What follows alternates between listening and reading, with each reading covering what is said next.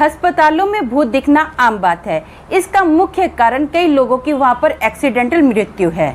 हालांकि आज की घटना अपने आप में अनोखी है, क्योंकि वहां की भयानक भूतनी हरजोत कौर को उसकी मृत्यु तिथि से पहले मार देना चाहती थी, क्योंकि वह उस दर्द से गुजर रही थी जो बर्दाश्त से बाहर था। लेकिन फिर भी उसने इस बुरी आत्मा के खिलाफ लड़ने का फैसला किया। इस बहादुर लड़की को एक समय में कई मुसीबतों का सामना करना पड़ा, लेकिन फिर भी उसके चारों ओर आतंक छाया रहता था। हेलो दोस्तों, मेरा नाम अमन है। मैं आप सभी के मनपसंद यूट्यूब चैनल कहानी रंगमंच में आपका स्वागत करती हूं। उम्मीद करती हूं कि आप सभी अच्छे और स्वस्थ होंगे। इसी तरह की वीडियो देखने के लिए हमेशा मेरे साथ बने रहिए। तो चलिए शुरू करते हैं आज का भयानक किस्सा। दोस्तों, आज का जो किस्सा है ये पंजाब चंडीगढ़ का किस्सा है। वहाँ पर ना एक फैमिली रहती थी, जिसमें हस्बैंड वाइफ और उनकी एक बेटी है जिसका नाम हरजोत कौर है। हरजोत कौर कॉलेज में पढ़ती थी। अभी ना हरजोत कौर को पता नहीं क्या हो गया, डे बाई डे ना उसके सर में दर्द रहने लग गया। उसने छोटे मोटे डॉक्टर को दिखाया, लेकिन उसका जो सर दर्द था ना कंटिन्यू होता ही रहता था।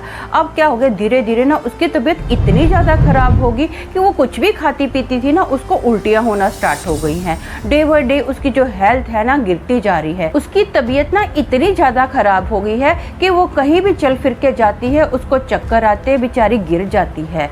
अब उसके मम्मी डैडी क्या करते हैं, चंडीगढ़ के एक बहुत ही बड़े हॉस्पिटल में उसको दिखाया जाता है। उसकी बहुत सारी रिपोर्ट्स वगैरह करवाई जाती है, खूब सारे टेस्ट करवाए जाते हैं। जब रिपोर्ट सामने आती है तो पता चलता है कि उसको ना ब्रेन ट्यूमर है। तो डॉक्टर जब रिपोर्ट पढ़ते हैं ना तो उसके मम्मी डैडी को एडवाइस करते हैं कि हमको ना इसका जल्द से जल्द ऑपरेशन करना पड़ेगा, जितना जल्दी पॉसिबल हो सके ना आप इसको एडमिट कर दीजिए। तो इसके मम्मी डैडी पूछते हैं कि क्या करें, कब करें, आप हमको बताइए, हम एडमिट करने के लिए तैयार हैं। तो डॉक्टर बोलते हैं कि हमारा मानना है आप आज के आज ही इसको एडमिट कर दो। तो उसके मम्मी डैडी बोलते हैं ठीक है, अब बच्चे की जान का सवाल है तो माँ बाप तो जो डॉक्टर बोलेंगे वो करेंगे ही करेंगे ना। तो इसके मम्मी डैडी ना इसको हॉस्पिटल में एडमिट कर देते हैं। ये लोग कॉमन वार्ड में नहीं रहते हैं, ये लोग स्पेशल रूम लेते हैं, क्योंकि इसकी तबीयत बहुत ज़्यादा खराब रहती है। अब ना बहुत सारे टेस्ट होने के बाद क्या होता है, इसको ना ग्लूकोज की बहुत सारी बोतलें चढ़ाई जाती हैं, खून की भी बोतलें चढ़ाई जाती है। इसको बहुत तकलीफ में होती है, बहुत दर्द होता है। रात का वक्त होता है तो इसके मम्मी डैडी खाना पीना खा के बेचारे सो जाते हैं। इसको नींद नहीं आ रही होती है तो ये क्या करती है, वो ये अपने कानों में ना हेडफोन लगाती है। जैसे लड़कियां हेयर बैंड लगाती है ना, वैसे ही ये हेडफोन को लगाती है अपने कानों के ऊपर और आराम से गाने सुनती है। गाने सुनते सुनते इसकी कब आँख लग जाती है इसको भी पता नहीं चलता है। अब ना ये एकदम जोर से चीखती है और फट से रोती है, जो बहुत बहुत बुरे से रो रही है। तो इसके मम्मी डैडी पूछते हैं कि क्या हो गया, क्या हो गया तेरे को, बेटा बता तो सही। ये रोते रोते अपनी मम्मी को बताती है कि मैंने ना एक बहुत ही डरावनी औरत को देखा जो मेरा गला दबा रही थी।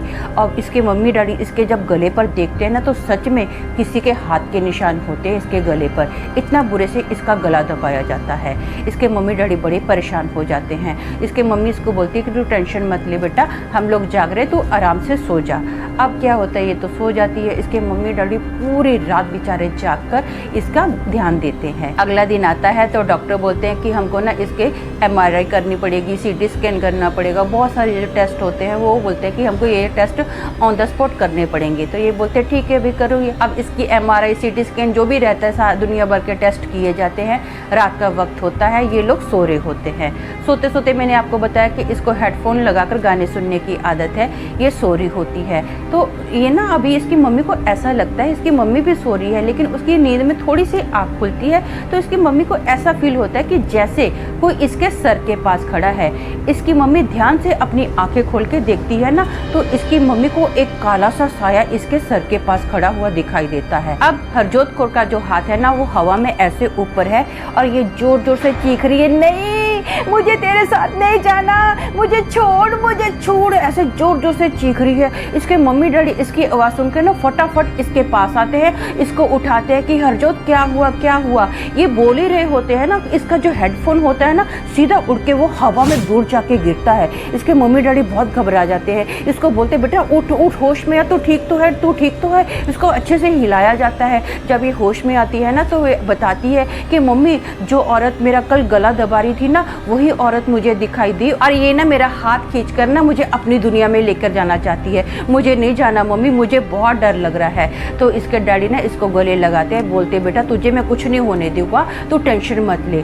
अब थोड़े टाइम के बाद ना इसका गला सूखना स्टार्ट हो जाता है। ये वो अपनी मम्मी को बोलती है मम्मी मुझे ना पानी पीना है। तो इसकी मम्मी बोलती है ठीक है मैं लेकर आती हूँ। तो इसके डैडी बोलते हैं नहीं रात का वक्त है, मैं जाता हूँ। तो नहीं इसकी मम्मी बोलती है इसको आपकी ज़्यादा ज़रूरत है, आप बेटी का ध्यान दीजिए, मेरी टेंशन मत लो, मैं लेकर आती हूँ फटाफट पानी। इनका जो फ्लोर है ना ये 5th फ्लोर पर रहते हैं दोस्तों, और जो पीने का पानी है ना वो लिफ्ट के बाजू में होता है। अब इसकी मम्मी पीने के लिए पानी भर ही रही होती है, जैसे वो नल को ऑन करती है ना तो नल में से पानी नहीं आ रहा होता है। रात का वक्त है, वो सोचती है कि क्या करूं। इतने में ना लिफ्ट का दरवाजा खुलता है और उसके अंदर से ना स्ट्रेचर बाहर आता है। उस स्ट्रेचर के ऊपर ना तो कोई लेटा हुआ होता है और ना ही कोई स्ट्रेचर को कोई खींच रहा होता है। जो स्ट्रेचर है ना लिफ्ट के अंदर से जैसे ही बाहर आता है वो थोड़ा राइट मुड़ता है, अपने आप हवा में राइट मुड़ रहा होता है और सीधा कॉमन वार्ड की ओर वो जाता है। ये देख कर ना हरजोत की मम्मी के तो होश उड़ जाते हैं, उसके पैरों के तले ज़मीन निकल जाती कि ये क्या मैंने देख लिया है। लेकिन बेटी के लिए पानी तो चाहिए ही। वो बहुत हिम्मत जुटाती है, 6th फ्लोर पर जाती है, पानी लेकर आती है और अपनी बेटी को पानी पिलाती है और आराम से अपनी बेटी को बोलती है बेटा सो जा, अपनी गोद में अपनी बेटी को सुला देती है। जैसे ही हरजोत की आँख लगती है ना तो उसकी मम्मी ये पूरी बात अपने पति को कान में बताती है कि मैंने ऐसा ऐसा देखा। तो अब थोड़े ही टाइम के बाद फिर से हरजोत उठती है और बोलती है मेरे को ना बहुत ज़ोर से टॉयलेट लगी है, मुझे तो टॉयलेट जाना है। हरजोत की तबीयत इतनी ज़्यादा ख़राब होती है कि वो चल ही नहीं पाती है। तो उसके डैडी बोलते हैं कि ठीक है मैं व्हीलचेयर लेकर आता हूँ। फिर भी उसकी मम्मी बोलती है नहीं मैं व्हीलचेयर लेकर आऊँगी, मुझे पता है ये जो व्हीलचेयर है ना ये कॉमन वार्ड में रहती है, आप टेंशन मत लो, मैं फटाफट लेकर आ जाती हूँ। उसके पति बोलते कि नहीं मैं जाऊँगा। नहीं बेटी के पास रहो, उसका ध्यान दो, बेटी के पास रहना आपके लिए बहुत ज़रूरी है। अब ये ना कॉमन वार्ड में जाती है, जैसे ही व्हीलचेयर के पास जा ही रही होती है ना तो व्हीलचेयर अपने आप पूरे वार्ड में ऐसे घूमना स्टार्ट कर देती है और वहाँ का हर एक पेशेंट ले लो, चाहे पेशेंट के साथ वहाँ पर जो उनकी केयर करने वाला व्यक्ति हो, सब ऐसे सो रहे जैसे सभी ने नींद की गोलियाँ ले ली है, किसी को कोई सुध बुध नहीं है। और जितनी सिस्टर्स हैं ना वो भी सोने के लिए चले गई हैं। अब रात के 3:30 बजे का टाइम है, कौन बेचारा इतने टाइम तक जागेगा। ये देखकर ना व्हीलचेयर जो अपने आप पूरा चक्कर लगा रही है वार्ड का ना, इसकी मम्मी बहुत घबरा जाती है। उसकी जान तो ना उसके मुँह में आ जाती है, उसका कलेजा धक धक धक धक करने लग जाता है।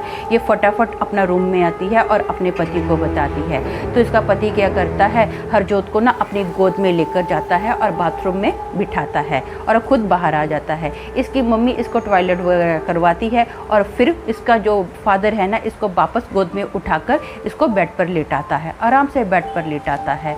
अब ये सो रही होती है, सुबह होती है, डॉक्टर सारी रिपोर्ट्स देखते हैं। बेचारी हरजोत भी ना दर्द के मारे तड़प रही होती है, उसके मुंह से हाय हाय की आवाज़ें कंटिन्यू निकल रही होती है।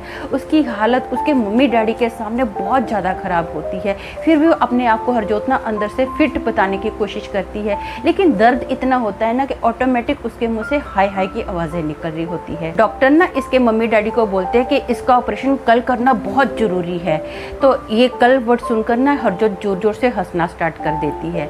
तो डॉक्टर उसको पूछते हैं कि क्या हुआ, तो ऐसे क्यों हंस रही है।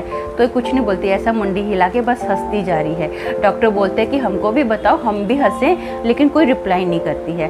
डॉक्टर बोलते हैं ठीक है कल इसका ऑपरेशन डन कर दे। तो इसके मम्मी डैडी बोलते हैं हाँ हम करवाने के लिए इसका ऑपरेशन तैयार हैं। अब ना ये डॉक्टर तो चले जाते हैं। इसके मम्मी डैडी इसको पूछते हैं कि बेटा क्यों हंस रही थी।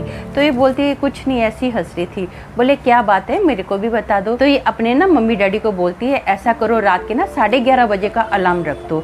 तो इसके मम्मी डैडी बोलते क्यों, क्या हुआ रात के 11:30 बजे। बोले नहीं आप रखो तो सही, जितना बोलती उतना करो। तो बोलते बेटा बता तो सही। बोले मम्मी प्लीज़ मेरी बात मानो ना, आर्ग्यूमेंट मत करो। तो इसकी मम्मी बोलती है ठीक है 11:30 बजे का अलार्म रख देती हूँ। अब ना ये क्या करती है अपने मम्मी डैडी को बोलती है कि मेरे जितने भी रिश्तेदार हैं दोस्त हैं ना सबको वीडियो कॉल करो, मैं सबसे बात करना चाहती हूँ। कि हर एक पर्सन से बात करती है, बहुत खुश होती है सबसे बात करके। अब रात का टाइम आता है 11:30 बजे अलार्म अलार्म बजता है। अलार्म बजने के बाद इसकी मम्मी पूछती है कि बेटा क्या हुआ, तूने 11:30 बजे का अलार्म क्यों रखा था? तो ये अपनी मम्मी को बोलती हूँ बताती हूँ, टेंशन क्यों ले रही हो, बताऊंगी आपको, आराम से बताऊंगी, मेरे को कुछ खाने पीने को दो। आगे से इसने मांगा तो इसकी मम्मी बहुत खुश हो जाती है, बोलते क्या लेगी? बोले थोड़ा सा जूस दे दो। तो बोलती है ठीक है। ये ना थोड़ा सा जूस पीती है लेकिन निकाल देती है। अब ऐसे करते करते ना 12 बजने में से 5 मिनट कम रह जाते हैं। तो अपने मम्मी डैडी का हाथ पकड़ती है और बोलती है मम्मी डैडी मैं कल जिंदा नहीं रहूँगी। तो इसके मम्मी डैडी थोड़ा डर जाते हैं, आंखों में पानी आ जाता है, बोलते ये क्या बोल रही है तू, तेरे को कुछ नहीं होगा, तो टेंशन मत ले, तेरा ऑपरेशन अच्छे से होगा। ये बोलती है नहीं, मुझे तो पहले दिन पता चल गया था, जब वो डरावनी मैंने बोला था ना भूत मुझे मिली है, उसने ना मुझे पहले से मेरे मरने की डेट बता दी थी। मैं इतनी तकलीफ में थी ना, वो भूतनी तो मुझे पहले ही लेकर जाना चाहती थी, लेकिन मैंने फिर भी उसके साथ फाइट की। मैं अपने समय से पहले नहीं जाना चाहती थी, मैं ना ज़्यादा से ज़्यादा आपके साथ टाइम स्पेंड करना चाहती थी। लेकिन मम्मी मेरा कल का टाइम आ गया है, मुझे नहीं पता मैं कैसे मरूंगी, लेकिन मुझे पता है कि मैं कल पक्का मर जाऊंगी। ये सुनकर ना उसके मम्मी डैडी बहुत रोते हैं। अब ये बोलकर ना धीरे धीरे इसकी जो तबीयत है ना आधे घंटे के अंदर ही ख़राब बहुत ज़्यादा हो जाती है। इसको बहुत ज़्यादा पसीने छूटते हैं, बहुत ही अजीब सा इसका चेहरा हो जाता है दर्द के मारे।